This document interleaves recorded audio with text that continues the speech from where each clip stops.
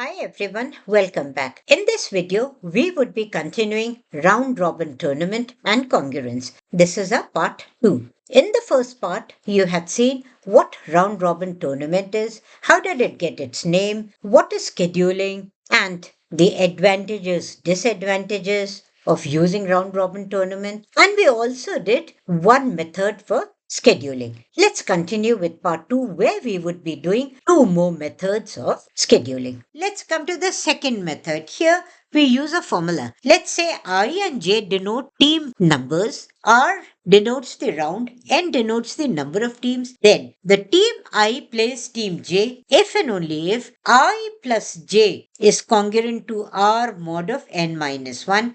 Remember, I is not equal to J. And I is paired with team N in round R if 2I is congruent to R mod of N. Now this will be clear when we take an example. Let's take N to be 6. Now in the first round R will be 1. Your I plus J will be congruent to 1 mod of 5. We have taken 1 in place of R. We can see 1 plus 5 is congruent to 1 mod of 5. 2 plus 4 is congruent to 1 mod of 5. And 2 into 3 is congruent to 1 mod of 5.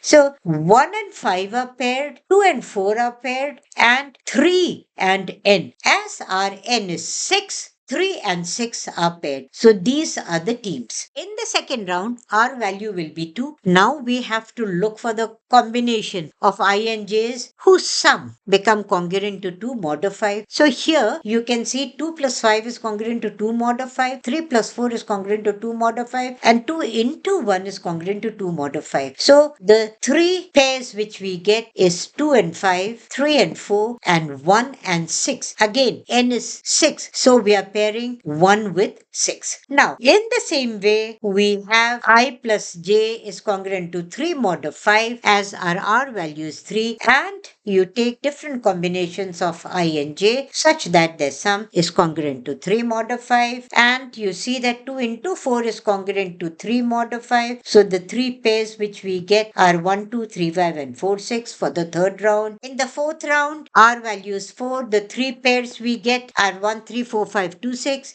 And in the last round, R is 5. The three pairs we get are 1, 4, 2, 3, 5, 6. You can work out these yourself. Now, what if n is equal to 5, which is odd, and we want to use the formula? We will add a 0, which makes the total number of teams as 6. Still, our modulus will remain 5 because we are taking n minus 1. We have 6 minus 1, which gives us 5. We will use the formula I plus j is congruent to R mod of 5. You can see we get the teams in first round as 1, 5, 2, 4, 3, 0. Now, 3 gets a by. You can see that here 2 into 3 is congruent to 1 mod of 5, and we will not be pairing 3 with 6 because our sixth team is nothing but 0 which we have added.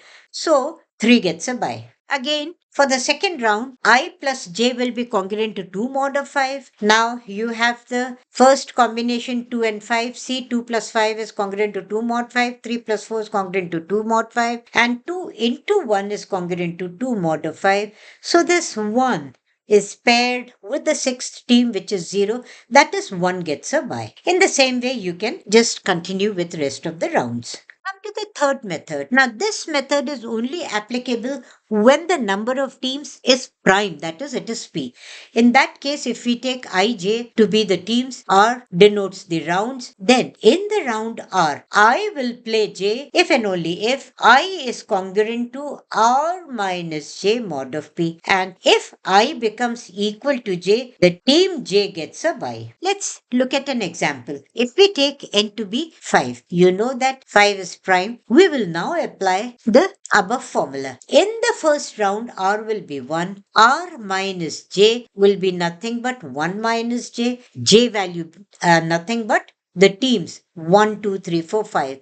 So when you write 1 minus 1, you get a 0. 1 minus 2, where you know that the first number is R, second number is J, and it is congruent to J mod of 5. So here you see 1 minus 2 is congruent to 4 mod of 5. 1 minus 3 is congruent to 3 mod of 5. 1 minus 4 is congruent to 2 mod of 5. And 1 minus 5 is congruent to 1 mod of 5. Now, whenever we get R minus J is equal to J, that team will get a buy. So when are we getting that? R minus J is equal to 3 for this combination. So you see 3 gets a buy here. You can continue the other rounds yourself. Now here we have formed a table which shows us how these teams are scheduled. So if here we take the rounds and here we have taken the team 1, 2, 3, 4, 5. Now this we are doing when our number of teams is prime. Here in this table, remember we have rounds here and we have the teams here.